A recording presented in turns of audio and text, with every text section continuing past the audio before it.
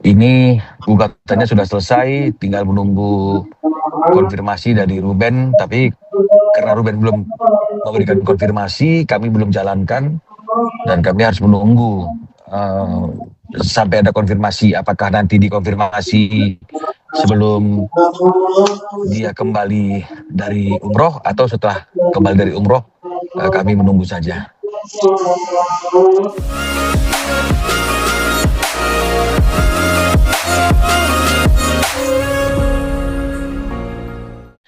Ya, jadi mengenai masalah gugatan hak asuh, ini gugatannya sudah selesai, tinggal menunggu konfirmasi dari Ruben, tapi karena Ruben belum memberikan konfirmasi, kami belum jalankan, dan kami harus menunggu sampai ada konfirmasi. Apakah nanti dikonfirmasi sebelum dia kembali dari umroh atau setelah kembali dari umroh, kami menunggu saja.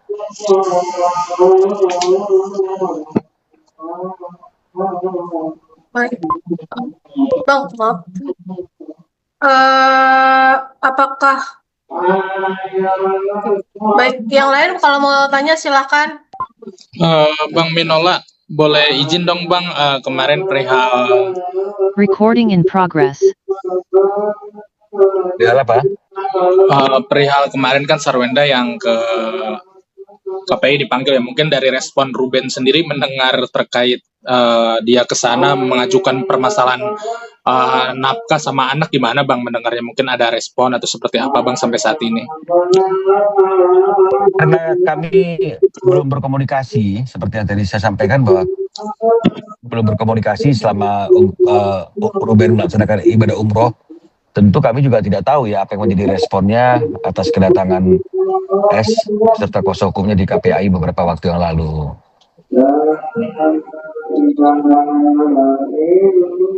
Bang, kalau kan kemarin sempat infonya yang kita dengar ada apa namanya persyaratan gitu ya Bang ya, yang diajukan RO gitu kan Bang. Nah mungkin dari RO sendiri sudah ada hasil itu? Syaratan apa ya? Syaratan yang mana nih Mbak ya? Yang untuk Sarwenda apa ya? Untuk Sarwenda sendiri gitu ada persyaratan-persyaratan khusus nggak? Nggak ada persyaratan-persyaratan. Jadi kan ini kan masalahnya kan ada simpel saja. Ya, simpel saja dari awal masalahnya adalah Ruben hanya ingin mendapatkan haknya sebagaimana yang udah disepakati bersama, yang tertuang dalam akta notaris, akta nomor 39, bahwa ada 2 sampai 3 hari dalam 1 minggu, anak-anak itu berkumpul bersama-sama dengan Ruben. Ya, terkait dengan mengenai masalah kapan waktunya, di akta tersebut juga dijelaskan akan ditentukan oleh para pihak, artinya oleh S dan juga Ruben Onsu. Nah, namun kan ketika Ruben ingin membicarakan terkait dengan mengenai masalah waktunya itu, ini yang masih belum ada suatu hasil yang seperti apa yang diharapkan oleh Ruben, karena terkesan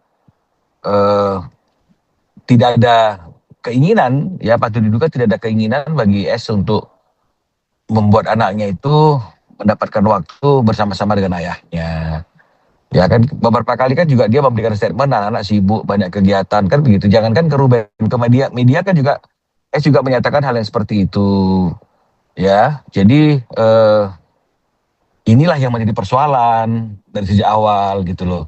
Ketika masalah sebelum adanya penundaan pembayaran nafkah itu kan memang ini yang pertama kan memang tetap itu mengenai masalah waktu ketemu anak. Sama yang kedua tentunya adalah perincian ya terhadap penggunaan dan kebutuhan anak-anak itu, nilainya kan harus jelas. Jadi jangan ada basicnya 75 juta dengan perincian 25 juta satu anak, berarti karena pada waktu itu Onyo ada di sana berarti 3 anak 75 juta. Terus kemudian ya ada hal-hal lain gitu ya, selain biaya pendidikan, uang les, ada biaya-biaya lain yang totalnya hampir mencapai 200 juta itu di luar kartu kredit ya. Nah, jadi ini yang sebenarnya Ruben dari awal selain ingin ketemu sama anak itu, mempertanyakan masalah waktu, juga ingin adanya satu pertanggungjawaban ya, perincian. Nah, tapi kan kemudian masalahnya kan jadi melebar karena ada hal yang ini, ada hal itu, ada macam-macam lah kan begitu ya, pembicaraan-pembicaraan yang berkembang dari pihak sananya sih. Kalau kita sih tetap konsisten, ini hanya masalah anak saja.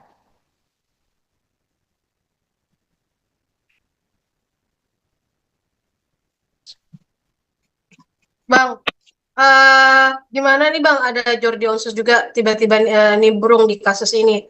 Ruben udah tahu belum Bang? Karena kan bisa dibilang khawatir ini makin keruh. Kan kami belum ada komunikasi sama Ruben ya terkait dengan masalah apapun yang ada di Indonesia ini selama dia umroh, kan kami belum berkomunikasi. Dan eh, memang saya juga tidak ingin belum menghubungi Ruben karena tidak ingin mengganggu konsentrasinya beribadah gitu loh. Jadi saya nggak tahu ya apa responnya, apakah dia sudah tahu, saya nggak, saya kurang paham.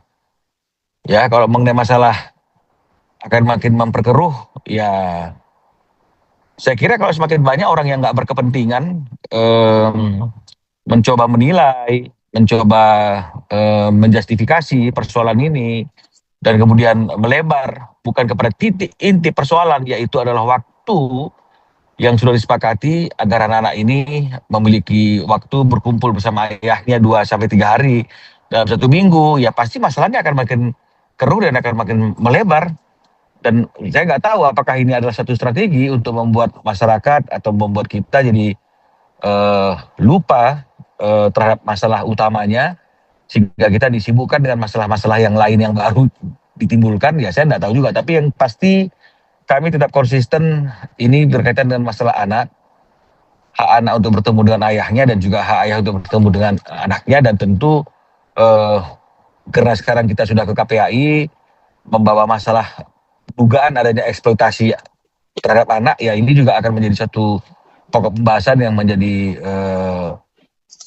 persoalan yang harus diselesaikan.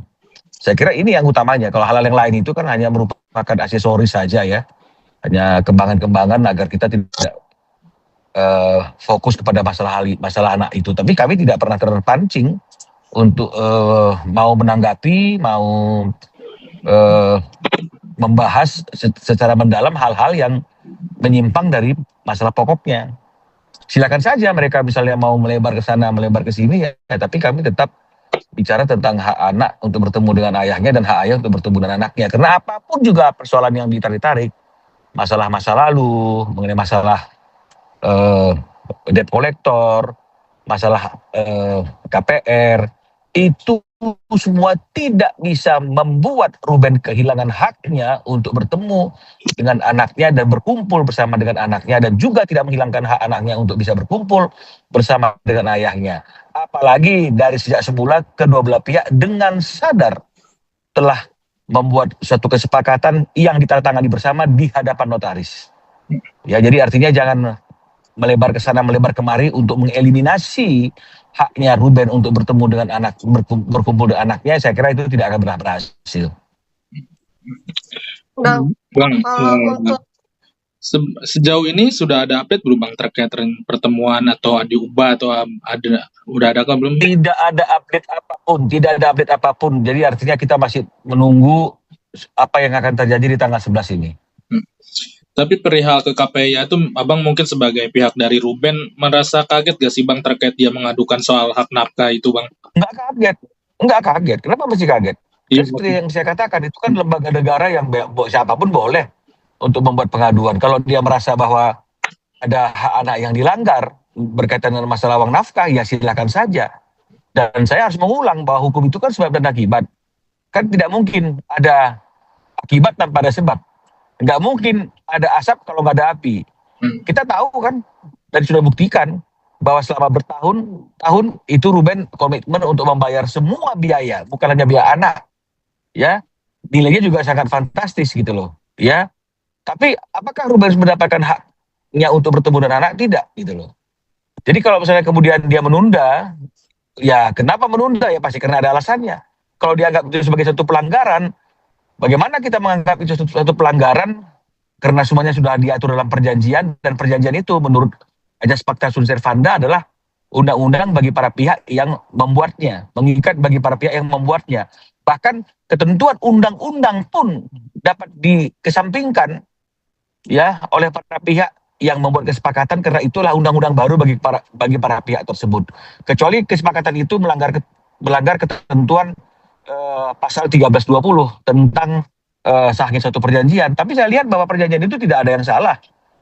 Ya, tidak bertentangan dengan aturan, tidak bertentangan dengan norma, tidak bertentangan dengan apapun. Ya, karena kalau bertentangan berarti notarisnya salah dong. Mengatur sesuatu yang tidak seharusnya diatur.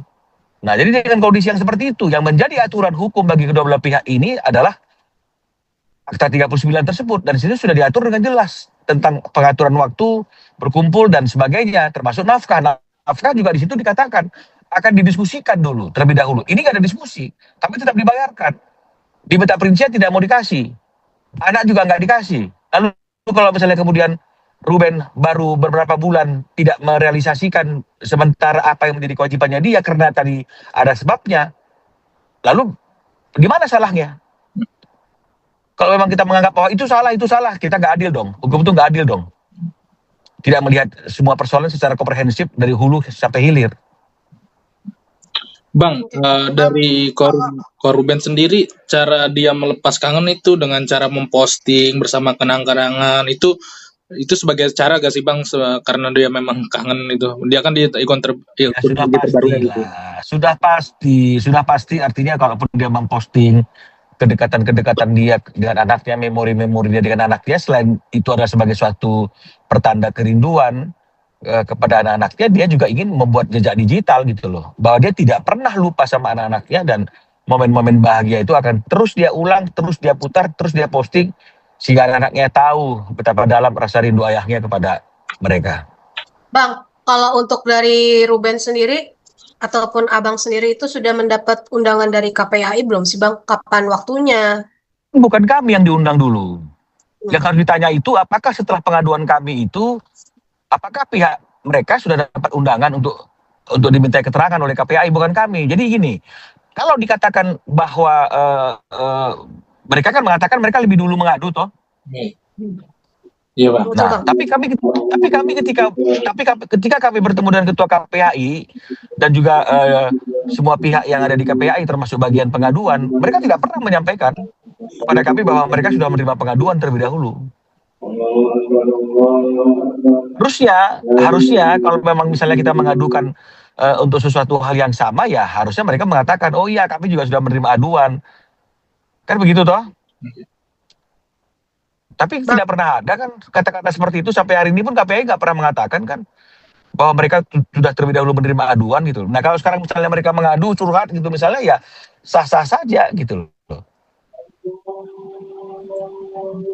Tapi kan harus diperiksa dulu yang pertama kan, pengaduan yang pertama itu harus diperiksa terlebih dahulu kan. Terutama ya berkaitan masalah eksploitasi anak gitu loh. Jadi jangan sampai dengan adanya perkembangan-perkembangan yang seperti tadi saya katakan itu membuat KPAI juga jadi tidak fokus kepada apa yang harus dia lakukan, karena KPAI sendiri sudah mengatakan bahwa patut diduga ada eksploitasi anak. Betul nggak? Jadi harus itu dulu yang diperiksa. Eksploitasi anak itu. Karena sudah banyak masyarakat yang menampilkan bukti, postingan bahwa dugaan eksploitasi anak itu cukup kenceng. Semua pihak terkait juga sudah menyampaikan pernyataan. KPAI sudah menyampaikan pernyataan, Komnas Anak juga sudah menyampaikan pernyataan. Jadi artinya inilah masalah yang terbesar itu adalah eksploitasi anak itu. Jadi jangan ditarik ke sana, ditarik kemari hanya untuk mengaburkan esensi persoalan. Oke Bang, ada lagi teman-teman yang ditanyain?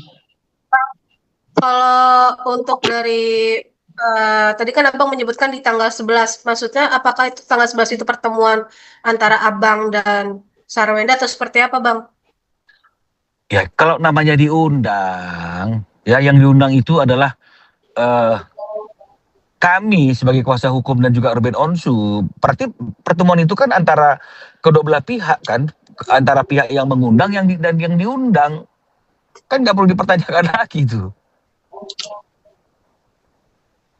Oke. Berarti itu di tanggal 11 itu adalah jadwal mediasi berarti Bang? Atau bagaimana? Tidak mediasi Mbak, kan sudah dikatakan itu undangan joint meeting.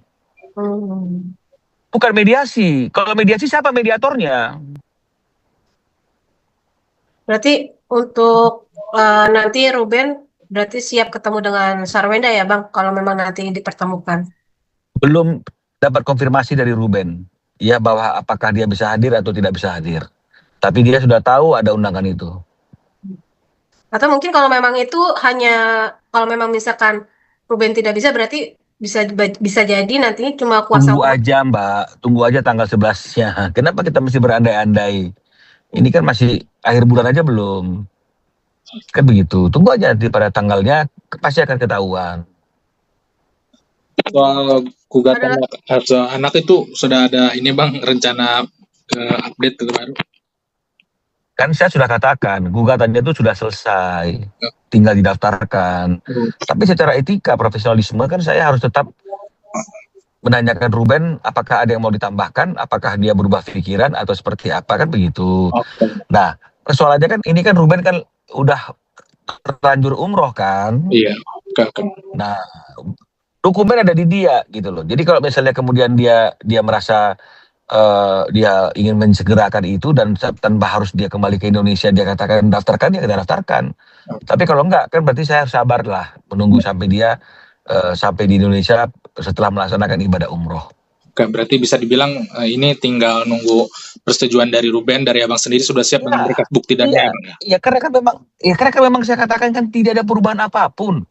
Kami tidak pernah diinstruksikan untuk merubah apapun tentang upaya hukum dan upaya-upaya lain yang akan dilakukan dengan adanya perkembangan-perkembangan yang berkembang saat ini. Adanya Komnas Perempuan, adanya Komnas KPAI juga mereka datangin, itu kan tidak merubah apapun. Sampai hari ini kami belum pernah diminta untuk merubah apapun. Oke Bang, cukup. Ada yang lain nggak teman-teman?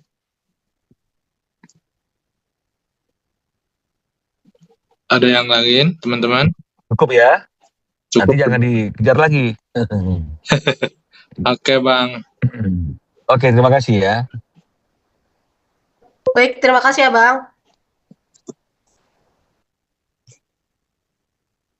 Recording stopped.